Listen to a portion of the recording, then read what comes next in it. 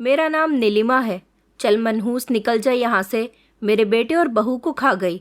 दादी ने ये कहते हुए मुझे मारना पीटना शुरू कर दिया था। सामने रखी मेरे माता पिता की अर्थी उठते ही मुझे भी घर से निकाल दिया गया। ये सब उन्होंने घर के लालच में किया था ताकि वो मेरे पिता का हिस्सा भी अपने छोटे बेटे को दे दें, क्योंकि मेरे चाचा जी अच्छा कमाया करते थे और फिर उनके पास बेटा था। मेरी दादी मुझे पसंद नहीं करती थी क्योंकि मैं अपने माता पिता की बेटी थी। मेरी दादी को बेटे ज़्यादा पसंद थे। मैं दर बदर फिर रही थी। माता पिता की मौत का सदमा भी था।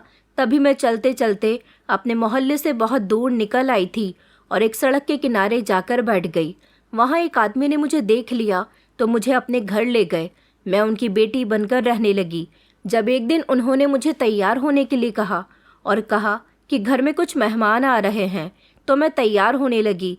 जब कुछ देर के बाद मैं कमरे से बाहर आई तो मेरे पैरों तले से ज़मीन निकल गई, क्योंकि वहाँ पर तो कोई औरत नज़र ही नहीं आ रही थी, सिर्फ आदमी ही आदमी थे। मैं फूट फूट कर रो रही थी। मेरे माता पिता की लाश मेरी आंखों के सामने रखी हुई थी। उनका बेजान चेहरा मुझसे जैसे नज़रें चुरा रहा था। मैं चिल्ला चिल्ला कर उन्हें झंझोड़ रही थी। मम्मी पापा, आपको पता है ना कि आपकी बेटी आपके बिना नहीं रहती। आप अपनी बेटी को छोड़कर कैसे जा सकते हो? मेरा शरीर काँप रहा था और ज़बान भी लड़खड़ा रही थी। आंखों से आंसू बह रहे थे। दादी आगे बढ़ीं। उनके चेहरे पर गुस्सा और नफरत थी जो मेरे शरीर को अंदर से छलनी कर रही थी। वो मेरे करीब आईं। लोगों की भीड़ लगी हुई थी और मेरी हालत ऐसी थी जैसे मेरे लिए सांस लेना भी दुश्वार हो चुका हो। अचानक उन्होंने सबके सामने चिल्ला चिल्लाकर यही कहना शुरू कर दिया कि ये मनहूस है, अपने माता पिता को खा गई।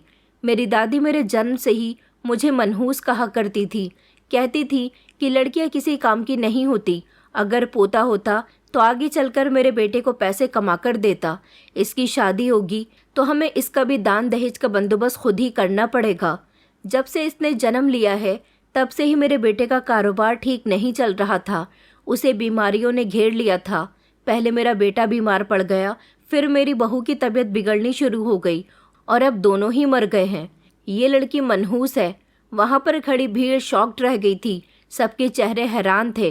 कुछ लोग तो तमाशा बनकर सब कुछ देख रहे थे, जबकि कुछ लोगों के दिल में मेरे लिए तरस भी आ रहा था, मगर कोई भी मेरी मदद करने के लिए आगे नहीं बढ़ा। मैंने अपनी दादी की आंखों में आंखें डालकर देखा। मेरी आंखों में रिक्वेस्ट थी, मगर उनकी आंखों में सिर्फ मुझे नफरत दिखाई दे रही थी।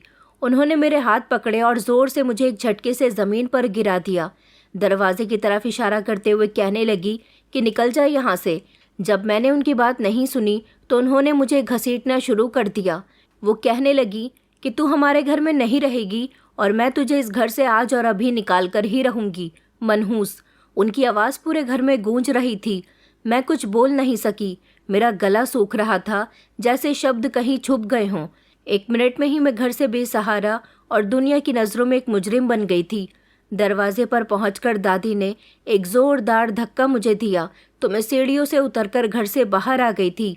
मैंने गर्दन घुमाकर पीछे की तरफ देखा तो दादी एक ही झटके से दरवाज़ा बंद कर चुकी थी। मैंने दरवाज़ा ज़ोर ज़ोर से बजाया। मैं खूब ज़ोर ज़ोर से रोने लगी, लेकिन फिर भी किसी ने मेरी रिक्वेस्ट नहीं सुनी। किसी को मेरे आंसू दिखाई नहीं दिए। काफ़ी देर तक मैं वहीं पर बैठी रही कि कोई मुझ पर रहम खा ले, कोई मेरे लिए दरवाज़ा खोल दे, कोई मुझे घर के अंदर ले ले। मगर दिन से रात हो चुकी थी, लेकिन किसी ने भी मुझे घर के अंदर नहीं बुलाया था। मेरे सारे ही रिश्तेदार मेरे माता पिता के मरने के बाद मेरे लिए पराये हो गए थे। रात होने को आ गई थी। मैं हिम्मत करके अपने घर के दरवाजे से उठी और इधर उधर चलने लगी। फिर चलते चलते काफ़ी दूरी तक आ गई थी। एक तरफ कोने में बैठ गई, खुद को समेट लिया। मेरे पैरों में चप्पल तक नहीं थी। काफ़ी देर तक मैं वहाँ बैठकर रोती रही। आते जाते लोग मुझे देख रहे थे और फिर मैं वहाँ से भी उठी और चलते चलते एक सड़क तक आ गई थी। मैं सड़क के किनारे बैठ गई और वहाँ भी काफ़ी देर तक बैठी रही। मैंने अपना सर घुटनों में छुपा लिया और रोती रही कि कोई सदा, कोई हमदर्दी, कोई कंधा नहीं था। मेरे लिए ना कोई ऐसा था जो मुझे तसल्ली दे सके। बस अकेलापन था और आसमान की खामोशी। कुछ देर के बाद एक आवाज़ ने मेरे शरीर को चौंका दिया कि तुम कौन हो बेटी? मैंने अपनी आंखें खोलकर और सर उठाकर देखा तो धारीदार शर्ट और कत्थई रंग की पैंट में सांवले रंग की छोटी दाढ़ी में एक आदमी खड़े हुए थे। उनके हाथ में एक बैग था। वो बिल्कुल मेरे सामने खड़े हुए थे। उनकी आंखों में हैरानी और शब्दों में कोमलता थी। मैं कुछ बोल नहीं सकी, बस मेरी आंखों से आंसू बह रहे थे। उन्होंने मुझसे पूछा कि बेटी तुम क्यों रो रही हो। फिर भी मैंने उनको कोई जवाब नहीं दिया। तो वो कहने लगे कि तुम्हारा यहाँ बैठना ठीक नहीं है। रात गहरी होती जा रही है और तुम अकेली लड़की यहाँ सड़क के किनारे बैठी हो। यहाँ बैठना तुम्हारे लिए खतरे से खाली नहीं है। तुम्हारी इज्जत और जान को खतरा हो सकता है। बेटी चलो अपने घर जाओ। मैंने रोते हुए कहा कि मेरा कोई घर नहीं है। मेरे माता पिता मर चुके हैं और मेरे रिश्तेदारों ने मुझे घर से बाहर निकाल दिया। तब अचानक उनके चेहरे पर एक मुस्कुराहट आई और उन्होंने कहा, तो इसमें परेशान होने वाली कोई बात नहीं है, चलो मेरे साथ। उन्होंने कहा, तुम मेरे साथ मेरे घर चलो, मैं तुम्हें इस तरह अकेले नहीं छोड़ सकता। मेरा घर यहाँ से थोड़ी दूरी पर जाकर ही है, तुम वहाँ मेरे घर में रहना। उन्होंने मुझे तसल्ली दी, मेरे सर पर हाथ रखा। मुझे ये सब कुछ अच्छा लगा। ऐसा लगा जैसे वो मेरे अपने हैं, इसलिए मैं उनकी बातों को मानकर उनके साथ चली गई। वो मुझे अपने घर ले गए थे। उनकी पत्नी ने मुझे पानी पिलाया, खाना दिया और फिर एक छोटे कमरे में ले जाकर कहा कि बेटी आज से तुम मेरी बेटी हो। तुम्हारे साथ जो कुछ भी हुआ उसे भूल जाओ और अपनी नई जिंदगी की शुरुआत करो। अब तुम अकेली नहीं हो, हम तुम्हारे साथ हैं। ये शब्द सुनते ही मुझे ऐसा लगा जैसे मुझे किसी ने नरम नरम हाथों में पकड़ लिया हो। मेरा दिल पिघल गया था। मैं उनके सामने फूट फूट कर रोने लगी। उन्होंने मुझे चुप करवाया और कहा कि तुम्हें रोना नहीं है बेटी, तुम बहुत मजबूत हो। मैं उनके कहने और समझाने पर खामोश तो हो गई थी, लेकिन अंदर का दुख किसी के कहने से थम नहीं सकता था। उनका घर छोटा सा पुराना टाइप का बना हुआ था, लेकिन ज़रूरत का सारा सामान मौजूद था। मुझे एक कमरे में ले जाया गया। यहाँ पर एक पुरानी खटिया पड़ी हुई थी। यहाँ बैठकर मैं दीवार से लगकर काफ़ी देर तक रोती रही और उनकी आवाज़ मेरे कानों में गूंजती रही। वो दोनों पति पत्नी कह रहे थे कि बेटी तुम खामोश हो जाओ, बहुत रो ली अब, क्या तुम हमारी बेटी नहीं हो। और उन्होंने मुझे खाना खिलाकर आराम से सोने के लिए कहा। मैं सुकून से लेट गई थी, लेकिन मुझे अपना बीता हुआ समय याद आ रहा था। बचपन में मैं अपने माता पिता के साथ खुशी खुशी रहा करती थी। उन्होंने कभी मुझे किसी चीज़ की कमी नहीं होने दी, कभी दादी की बातों पर यकीन भी नहीं किया। मुझे इस कमरे में एक रोशनी की झलक दिखाई दे रही थी। एक छोटा सा साया था जो एक उम्मीद की किरण थी। जो आदमी मुझे अपने घर लेकर आए थे उनका नाम प्रकाश झा था। प्रकाश अंकल की सूरत मेरे सामने थी। मैंने आंखें बंद करके खुद को इस रिश्ते के हवाले कर दिया था। अगर वो मुझे अपनी बेटी स्वीकार कर रहे थे तो मैंने खुद को उनकी बेटी मान लिया था। मैंने सोचा कि अब सब कुछ ठीक हो जाएगा। घर में कदम रखते ही मुझे एक अजीब सा सुकून महसूस हुआ था, जैसे किसी तूफान के बाद मिल गया हो। ये घर छोटा सा था मगर बहुत अच्छा और तरीके से बना हुआ था। इस घर को बहुत अच्छे से सजाया गया था। दीवार पर खूबसूरत पेंटिंग्स लगी हुई थी। किचन के सामने वाले दरवाजे पर एक छोटा सा पर्दा लगा हुआ था। आंगन में लगे पेड़ पौधे हरियाली पैदा कर रहे थे। आंटी मुझे सीधे एक कमरे में ले गई जहाँ एक साफ सुथरा बेड लगा हुआ था। उस पर बिस्तर था और एक तरफ लकड़ी की अलमारी रखी हुई थी। फिर उन्होंने मुस्कुराते हुए कहा कि बेटी आज से ये तुम्हारा कमरा है, हमारी कोई बेटी नहीं है, अब से तुम ही हमारी बेटी हो। तुम्हें हमसे बिल्कुल भी शर्माने की ज़रूरत नहीं है। जैसा हम लोग करते हैं वैसे ही तुम करना, वैसे ही हमारे साथ खुशी खुशी रहना। बस हमारे घर के कुछ उसूल हैं, उनका ज़रूर ख्याल रखना होगा। मैंने गर्दन झुकाकर और सर हिलाकर कहा जी, क्योंकि मुझ में अब सब कुछ समझने की ताकत नहीं थी। इसलिए एहसास था कि शायद किस्मत ने अब मुझ पर रहम खा लिया है। वो रात मैंने रोते रोते गुजार दी थी, लेकिन जब अगली सुबह की पहली किरण निकली तो मेरी आँख खुली। मेरे दिल में एक अजीब सा एहसास हुआ। अंकल जी की पत्नी, जिन्हें सब मोहल्ले में मौसी कहकर बुलाते थे, उन्होंने मुझे धीरे धीरे घर के काम करना समझा दिया। उनके शब्द सख्त नहीं होते थे, लेकिन जज्बात से खाली होते थे। दोनों पति पत्नी ने मुझे खुशी खुशी एक्सेप्ट कर लिया था। मैं इस घर में उन लोगों का साथ निभा रही थी। घर में सिर्फ हम लोग 3 ही थे, वो दोनों पति पत्नी और तीसरी मैं थी। अंकल जी ने बताया कि कई सालों पहले उनकी एक बेटी हुआ करती थी, लेकिन एक दिन अचानक उसकी तबीयत बहुत ख़राब हुई और वो इस दुनिया को छोड़कर चली गई और उनको मेरे अंदर अपनी वही बेटी नज़र आती थी। अंकल जी पोस्ट ऑफिस में नौकरी किया करते थे और कभी कभी ही घर में आते थे। ज़्यादातर अपने काम पर ध्यान दिया करते थे। मैं उनकी पत्नी के साथ घर को अच्छी तरह से संभालती थी।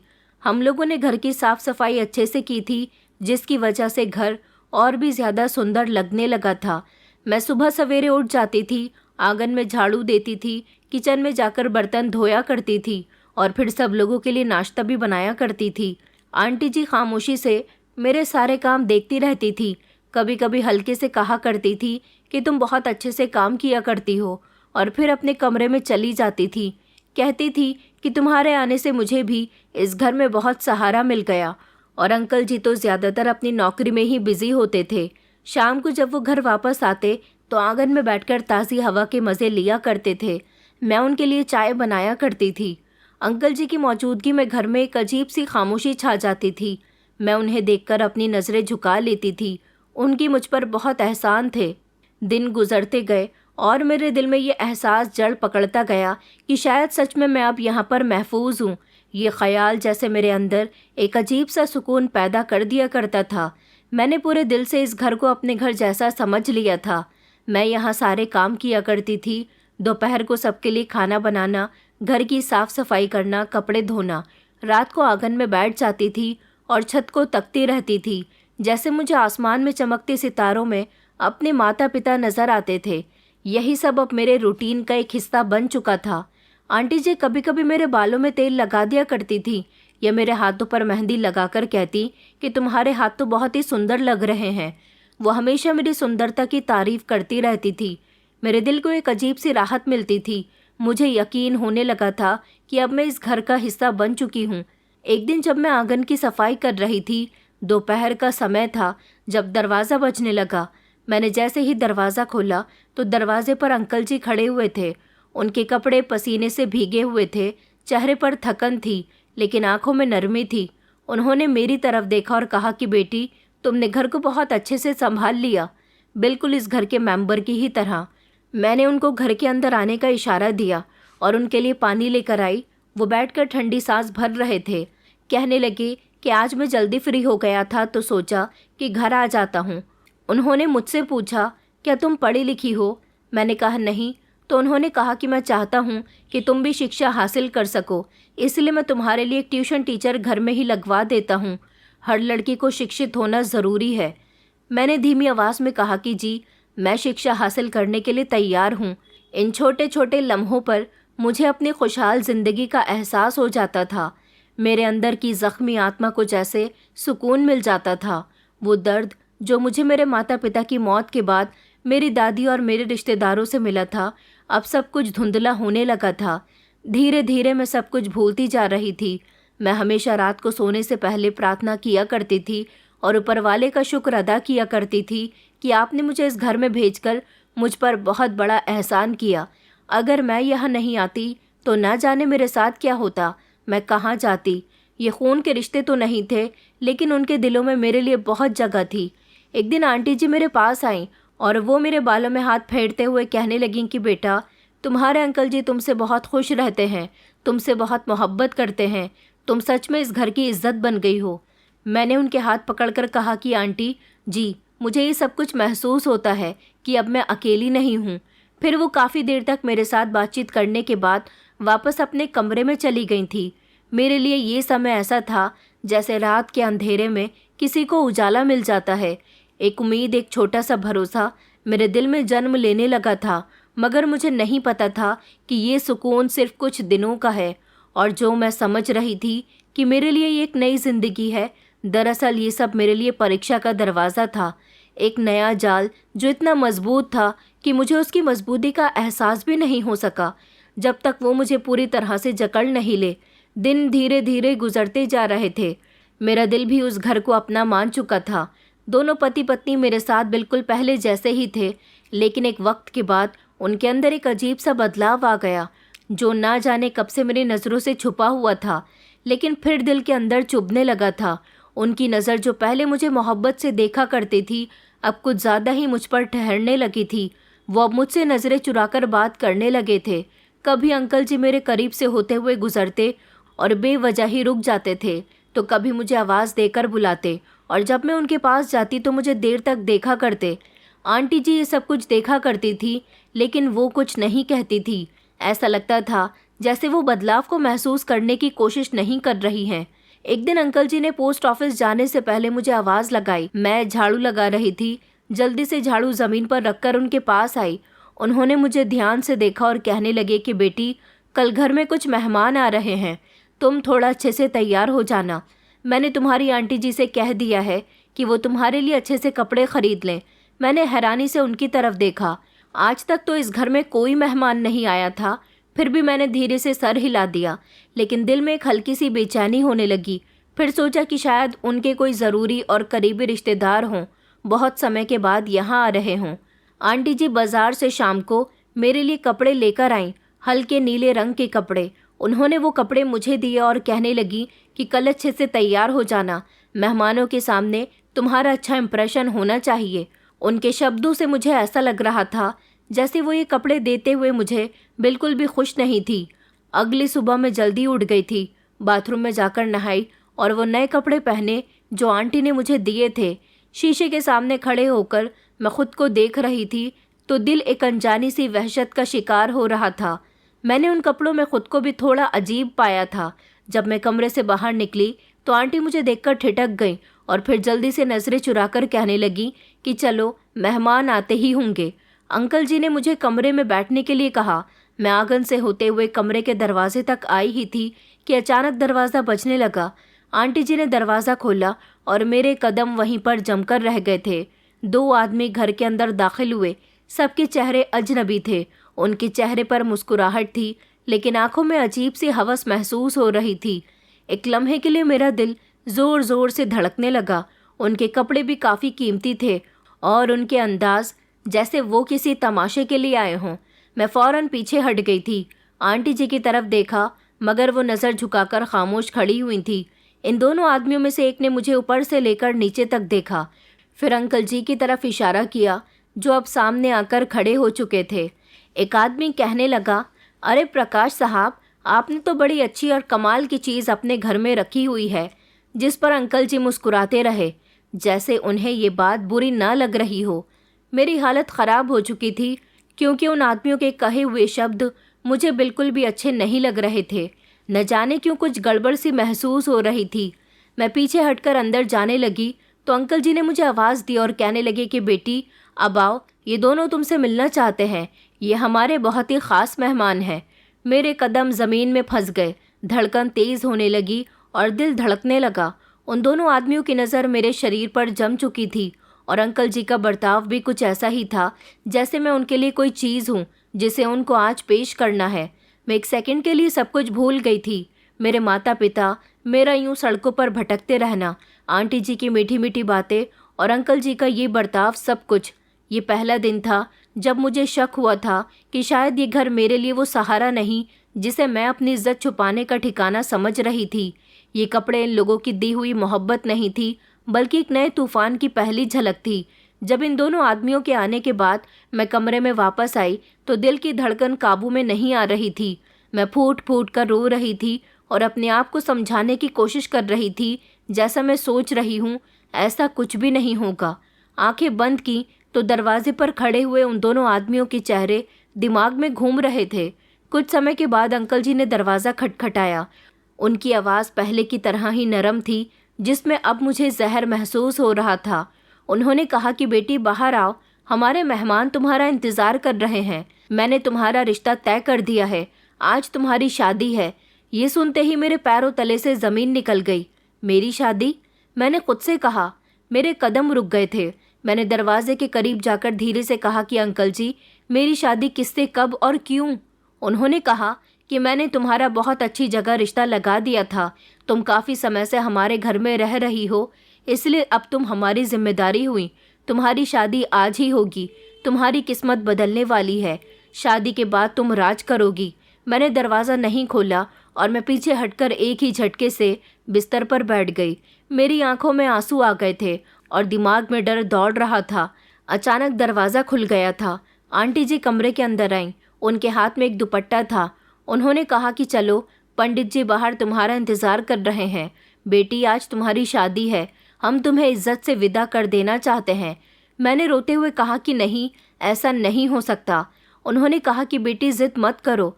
मैंने उनके चेहरे में वो माँ तलाश करने की कोशिश की जो कभी मेरे अंदर की चीखें सुन सकती थी, मगर अभी तो मुझे वहाँ सिर्फ एक पत्थर की बनी मूरत दिखाई दे रही थी। उन्होंने मेरे हाथ पकड़े और ज़बरदस्ती मुझे वो लाल रंग का दुपट्टा पहनाया और मेरा हाथ पकड़कर मुझे बाहर ले आई थी। मैं खामोश थी, जैसे मेरे अंदर की सारी आवाज़ें मर चुकी हों। जैसे ही मैंने बाहर जाकर देखा तो पंडित जी को भी बुला लिया गया था और एक बड़ी उम्र का आदमी बैठा हुआ था जो पंडित जी के बिल्कुल बराबर में बैठा था। पंडित जी ने अग्नि भी जला ली थी। इस मर्द की आंखों में मुझे लालच नजर आ रहा था। मैंने उसकी तरफ एक नज़र भी नहीं देखा। फिर मुझे उसके बराबर में बैठा दिया गया। मुझे कुछ भी अच्छा नहीं लग रहा था। मैं यहाँ से भाग जाना चाहती थी, लेकिन सब लोग मेरे आसपास खड़े हुए थे। पंडित जी ने मंत्र पढ़ने शुरू कर दिए। मैं इस शादी से इनकार करना चाहती थी, लेकिन मेरी आवाज़ भी नहीं निकल सकी। गले में जैसे कहीं दबकर रह गई थी। अंकल जी ने मेरी खामोशी को रजामंदी जान लिया और इस तरह मेरी शादी इस बड़ी उम्र के आदमी के साथ कर दी गई। जब मुझे वो आदमी मंगलसूत्र पहना रहा था और मैं उसका हाथ झटक रही थी, तब आंटी जी ने ज़बरदस्ती मेरा हाथ पकड़ लिया और मेरे हाथों को रोक लिया।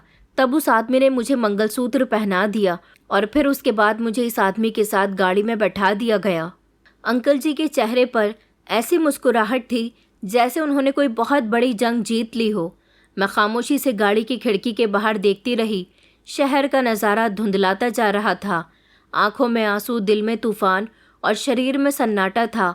गाड़ी थोड़ी देर तक चलती रही और उसके बाद एक बड़े से बंगले के बाहर आकर रुक गई। दूसरा वाला आदमी गाड़ी से उतरा जिसने दरवाज़ा खोला। मैं बाहर उतरी और फिर वो दोनों आदमी मेरे साथ अंदर चले गए। बंगला अंदर से बहुत बड़ा और डरावना सा था। दीवार पर कीमती पेंटिंग्स लगी हुई थी और पूरा बंगला अंदर से पत्थर का बना हुआ था। अंदर की खामोशी जिसमें कहीं बहुत दबी दबी सिसकियाँ छुपी हुई थी। मुझे एक कमरे में ले जाया गया। दरवाज़ा बंद हुआ और मैंने उस कमरे को ध्यान से देखा जिसने मेरे सारे सपनों को चकनाचूर कर दिया था। कमरे में 10-12 लड़कियां मौजूद थीं। सबके चेहरे उदासी से भरे हुए थे, जैसे उनसे उनका सब कुछ छीन लिया गया हो। कोई बेड पर लेटी थी, कोई फर्श पर बैठी हुई थी, तो कोई कोने में खुद को समेटकर बैठी हुई रो रही थी। उनके चेहरे, उनके शरीर पर जख्म के निशान साफ दिखाई दे रहे थे। उन्हें देखते ही मेरी सांसें अटक गई थी और आंखों में आंसू आ गए थे।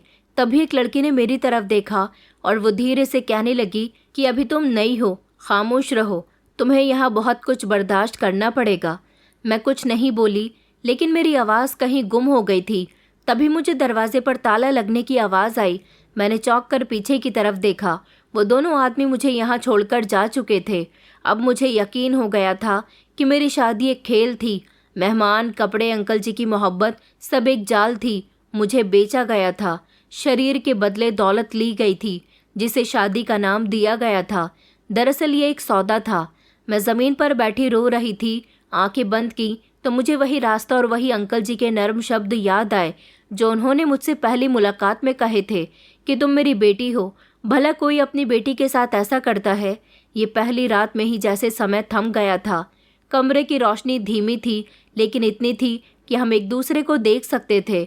मैं दीवार से लगी हुई थी। मेरी आंखें भी लगातार दरवाजे पर टिकी हुई थी, जो दरवाज़ा बाहर से बंद था। मुझे अपने कैद होने का एहसास हो रहा था। कमरे में मौजूद लड़कियों ने मेरी तरफ एक बार देखा, फिर दोबारा किसी ने मुझ पर ध्यान ही नहीं दिया। सब अपने अपने अंधेरे में डूबी हुई थी। एक लड़की जो शायद मुझसे उम्र में बड़ी थी, मेरे पास आकर बैठ गई। उसके चेहरे पर कई पुराने नील थे, आंखों में थकान और होठों पर कपकपाहट थी। उसकी आवाज़ बहुत धीमी थी, जैसे वो खुद से अपनी बात पर शर्मिंदा हो। उसने कहा कि यहाँ जो भी आता है हमें परेशान करके चला जाता है। तुम भी सीख जाओ, वरना मार मार कर सिखाया जाएगा। उसकी आवाज़ सुनकर मेरी आवाज़ नहीं निकल रही थी और मैं अपने ही वजूद में गड़ती जा रही थी। दरवाज़ा खुला और वही उम्रदार आदमी दाखिल हुआ जिससे मेरी शादी की गई थी। वो मुझे देखते ही दरवाज़ा अंदर से बंद करके मेरी तरफ बढ़ा। मैं पीछे हटी। मेरी आंखों में डर था, लेकिन उस लड़की ने मेरे हाथ को पकड़ लिया और कहने लगी कि चीखो मत, लड़ो मत, वरना वो अंदर आ जाएंगे। मैंने चीखने की कोशिश की, अपनी ज़बान खोली, मगर अगले ही लम्हे थप्पड़ ने मेरे चेहरे का रंग बदल दिया था। मैं ज़मीन पर गिर गई और बाकी सब कुछ धुंधला धुंधला दिखाई देने लगा। सिर्फ दर्द था, रोना था और एक चीख जो गले में घुटकर रह गई थी।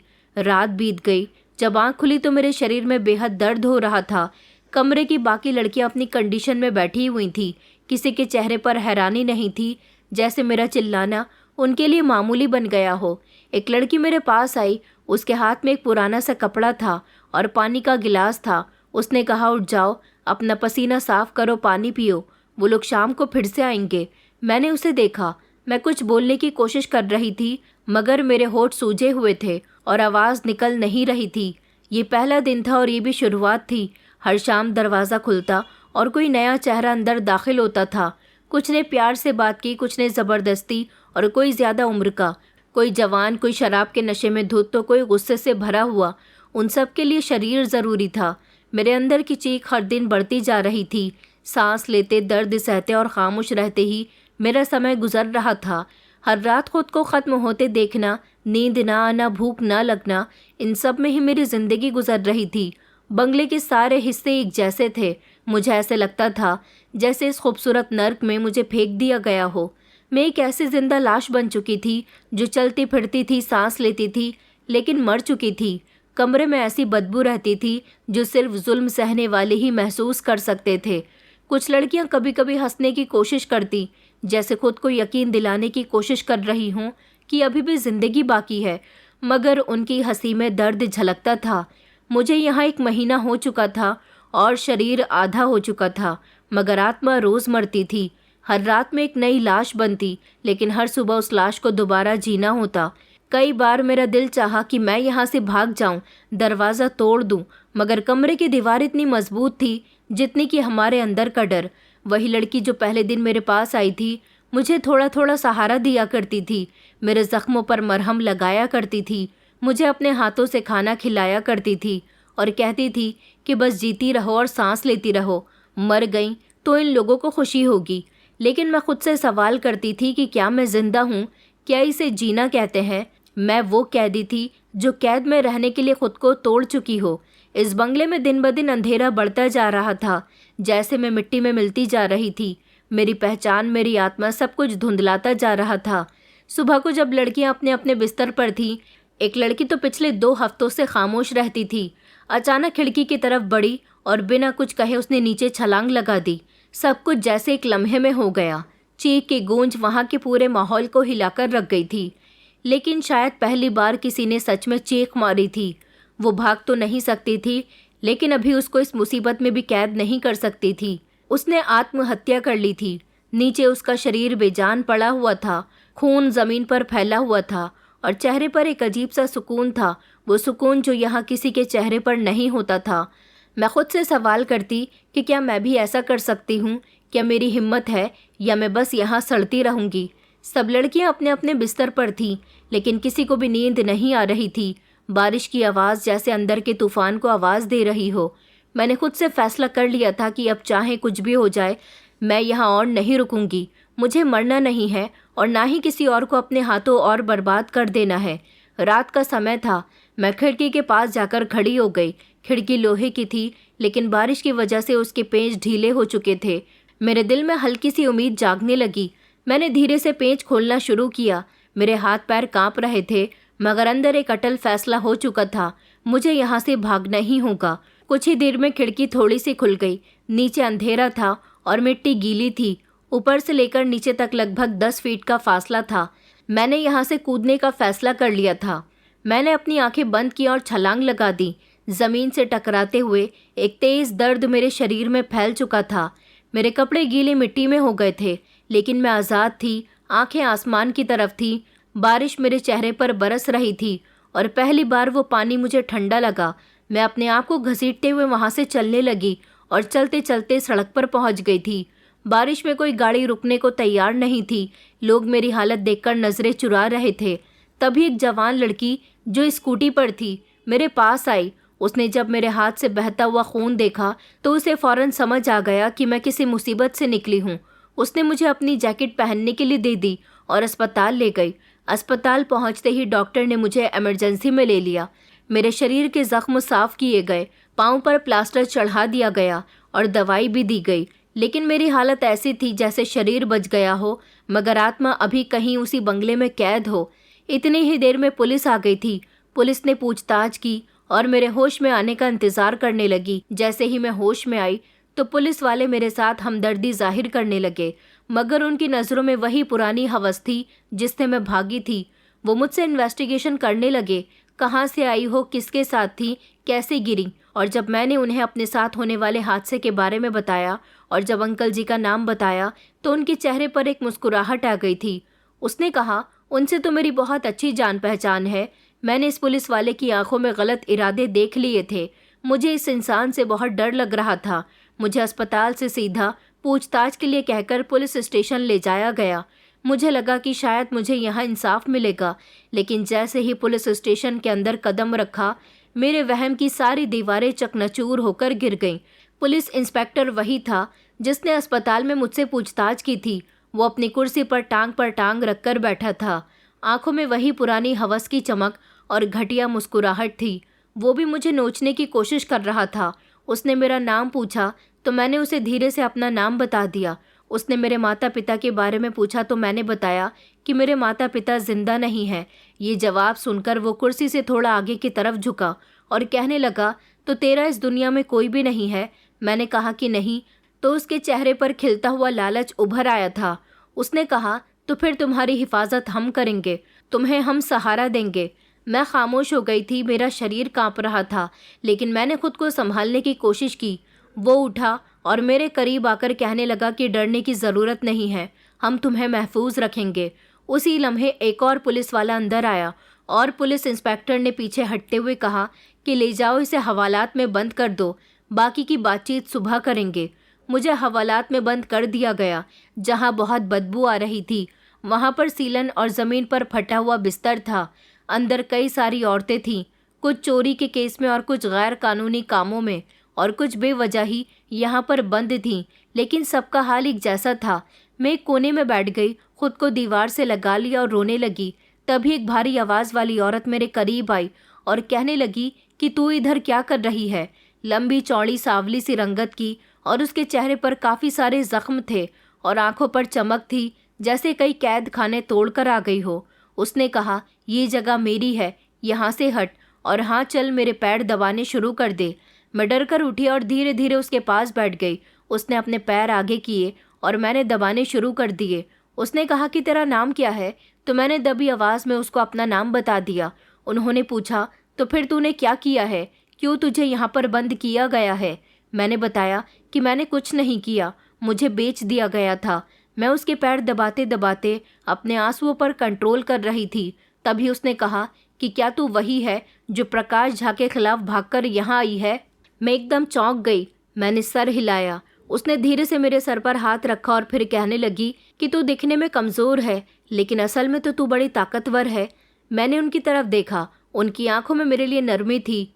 यहाँ मुझे ऐसा लगा जैसे किसी ने मेरी परेशानी को अपनी परेशानी समझा। उन्होंने कहा कि सुबह होने से पहले मैं तुझे यहाँ से निकाल दूंगी, ये मेरा तुझसे वादा है। वो शब्द मेरे कानों में पड़े तो मुझे लगा जैसे सालों के बाद किसी ने मेरे लिए प्रार्थना की हो। हवालात की खामोशी में वो औरत मेरे लिए एक सहारा बन गई थी जो मेरे अंदर की कमज़ोरी को ख़त्म करती जा रही थी।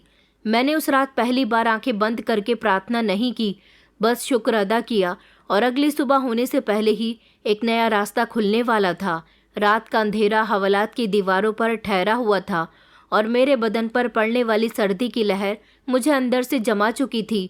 उस औरत ने मेरी आंखों में आंखें डालकर देखा और कहा कि तुझे ऊपर वाले ने बदला लेने के लिए बनाया है, ना कि जुल्म सहने के लिए। वो मुझसे किसी अनजान औरत की तरह नहीं बल्कि किसी बड़ी बहन की तरह बात कर रही थी। उन्होंने मुझसे पूछा कि बताओ तुम्हारे साथ क्या हुआ, तो मैंने उनको रोते हुए सब कुछ बता दिया था। मैं बोलती गई और वो सुनती गई। बीच में उन्होंने मुझसे कोई सवाल नहीं किया। उन्होंने कहा कि सुबह होने से पहले तू यहाँ से निकल जाएगी, क्योंकि जो तेरे साथ हो चुका है वो अब तेरे साथ दोबारा नहीं होना चाहिए। मैं तेरे साथ ये सब इसलिए कर रही हूँ क्योंकि एक समय पहले मेरे साथ भी कुछ ऐसा ही हुआ था और मुझे भी यहाँ जेल लाने के बाद यहाँ का कैदी बना दिया गया था। ऐसी कैदी जिसने कभी कुछ किया ही नहीं। बस तब से मैंने सोच लिया है कि मैं अपनी जैसी लड़कियों की हमेशा मदद करूँगी।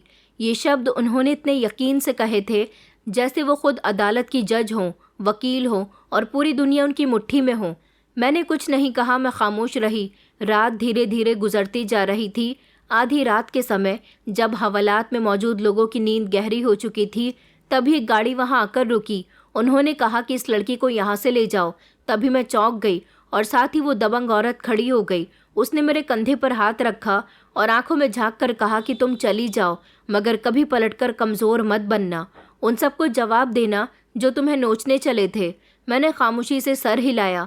मैं दरवाजे की तरफ बढ़ी और जैसे ही सलाखों के उस पार कदम रखा, लगा जैसे कोई बरस की जंजीर एक साथ टूट गई हो। बाहर सफ़ेद चादर में लिपटी हुई एक औरत खड़ी थी। उम्र लगभग 50 साल के करीब होगी। आंखों में एक भरोसा और चेहरे पर कामयाबी थी। उन्होंने मुझे बताया कि मेरा नाम सुनीता है। मैं एक मीडिया रिपोर्टर हुआ करती थी, लेकिन अब रिटायर्ड हो चुकी हूँ, मगर तुम जैसी लड़कियों की अभी भी मदद करती हूँ। ये औरत विमला, उसने मुझे तुम्हारे बारे में खबर दी। दरअसल कई सालों पहले मैं विमला का इंटरव्यू लेने के लिए आई थी। तभी मुझे पता चला कि यहाँ बहुत सारी ऐसी लड़कियों को लाया जाता है जो बेकसूर होती हैं। विमला को मैंने अपना कॉन्टैक्ट नंबर दे दिया था। विमला ने ही मुझे यहाँ दरख्वास्त देकर बुलाया है। हम लोग तुम्हें यहाँ से ले जाने के लिए आए हैं ताकि तुम अपने जुल्म के खिलाफ आवाज़ उठा सको।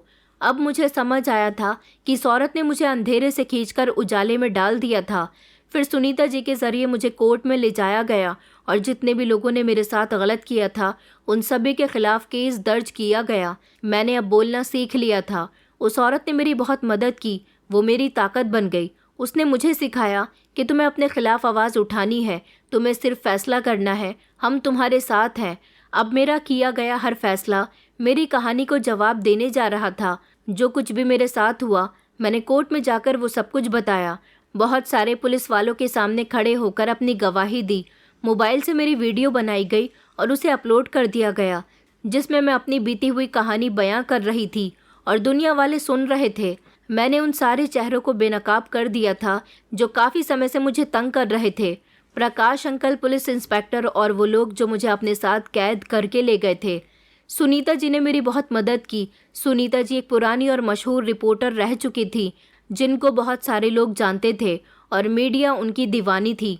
आज जब उन्होंने मुझ जैसी लड़की की मदद की तो पूरा सिस्टम हिल चुका था। इस दुनिया ने मुझे बहुत कमज़ोर समझ लिया था। मेरी लड़ाई हर उस इंसान के साथ थी जो मुझे सहारा देकर मुझे बेवकूफ़ बनाना चाहता था। सुनीता जी मेरे साथ थीं। जब मैं अदालत में दाखिल हुई तो मेरे दिल की धड़कनें तेज़ हो गई थी। जज अपनी कुर्सी पर थे। माहौल सीरियस था। मेरे मुजरिमों को पेश किया गया था। प्रकाश अंकल की आंखों में डर और शर्मिंदगी साफ झलक रही थी। वो नज़रें झुकाकर खड़े हो चुके थे और मैं सुनीता जी की वजह से सर बुलंद करके खड़ी हुई थी। उन्होंने कहा था कि तुम डरना मत, मैं तुम्हारे साथ हूँ। जो भी तुम्हारे साथ हुआ यहाँ सब कुछ बता दो। मेरी मेडिकल रिपोर्ट हो चुकी थी, जिसमें ये बात साबित हुई थी कि जब मुझे अपने साथ कैद करके लाया गया था तो वहाँ मेरे साथ बहुत गलत हुआ था। कई लोग मेरे साथ गलत काम कर चुके थे। मैंने कोर्ट में बुलंद आवाज़ में कहा, मैं वो लड़की हूँ जिसे मनहूस कहा गया, मगर आज अपनी सच्चाई के साथ खड़ी हुई हूँ। ये वही आदमी है जिसने पिता बनकर मेरे शरीर का सौदा किया। मेरी आवाज़ पूरी कोर्ट में गूंज रही थी। प्रकाश अंकल का चेहरा सफ़ेद हो गया था। मेरी गवाही और वो 3 लड़कियां भी वहाँ पर पेश की गई थी जो वहाँ पर मेरे साथ बंद थीं, क्योंकि जब मैंने पुलिस में कंप्लेंट दर्ज करवाई थी तब ईमानदार पुलिस ऑफिसर्स ने मेरा साथ दिया था और पुलिस की पूरी टीम ने मेरे बताए हुए एड्रेस पर छापा मारा, जहाँ से उन्होंने कई लड़कियों को और उस पूरी टीम को बरामद किया था जो ये धंधा करवा रहे थे। उन तीनों लड़कियों ने भी अपनी अपनी गवाही दी और सारे मुजरिम बेनकाब हो गए थे। यहाँ तक कि पुलिस इंस्पेक्टर को भी उसकी नौकरी से बर्खास्त कर दिया गया था। मेरे आरोपियों को सज़ा दे दी गई थी। मैंने सुनीता जी का बहुत बहुत शुक्रिया अदा किया और मेरी सबसे ज़्यादा मददगार तो वही औरत थी, वही जेल वाली औरत विमला आंटी, जिन्होंने मेरी तकलीफ़ को समझकर अपनी जान पहचान का फ़ायदा उठाकर मुझे इस जेल से बाहर निकलवा दिया। हालांकि मेरा कोई कसूर नहीं था। मुझे जेल में रखने का कोई मतलब नहीं बनता था। अगर मैं वहां अगले दिन तक रुकती तो पुलिस इंस्पेक्टर मुझ पर बहुत सारे इल्ज़ाम लगा देता और उसे मौका मिल जाता मुझे जेल में रखने का। लेकिन विमला आंटी ने वक्त पर ही मुझे बचा लिया और सुनीता आंटी के हाथों सौंप दिया। मेरे सारे आरोपियों को जेल की सलाखों के पीछे भेज दिया गया था। उसके बाद भी मेरा कोई सहारा नहीं था, लेकिन फिर मुझे सुनीता आंटी ने सहारा दिया। वो एक अच्छी और ईमानदार मीडिया कर्मी होने के साथ साथ एक सोशल वर्कर भी थी। उन्होंने मुझे सहारा दिया, मुझे पढ़ाया लिखाया, मुझे अपने जैसा आवाज़ बुलंद करने वाला बनाया और अपने घर में जगह दी। 10 साल गुजर चुके थे, मैं भी एक कामयाब मीडिया कर्मी बन गई और फिर कई सालों बाद मैंने कुदरत का एक इंसाफ और देखा। मेरे चाचा चाची, जिन्होंने कभी दादी के साथ साथ मुझे अच्छा नहीं समझा, उनकी फाइनेंशियल कंडीशन इतनी ख़राब हो गई कि वो लोग भीख मांगने पर उतर आए, जबकि दादी अब इस दुनिया में नहीं रही थी। मेरा बदला पूरा हो चुका था। मैं आज एक कामयाब मीडिया रिपोर्टर हूँ। मैं जीत गई हूँ, खुद से नहीं बल्कि इस पूरी दुनिया से। लोग मुझे कमज़ोर समझते थे, आज मैं एक मीडिया कर्मी बनकर सुनीता आंटी की तरह ऐसे ही दूसरी बेसहारा लड़कियों की मदद करती हूँ, जैसे एक दिन उन्होंने मेरी की थी। दोस्तों, उम्मीद करती हूँ आपको हमारी कहानी पसंद आई होगी। कहानी पसंद आई है तो वीडियो को लाइक करें, चैनल पर नए हैं तो चैनल को सब्सक्राइब करें और हाँ, नोटिफिकेशन बेल को ज़रूर दबाएं ताकि अगली अपडेट सबसे पहले आपको मिले।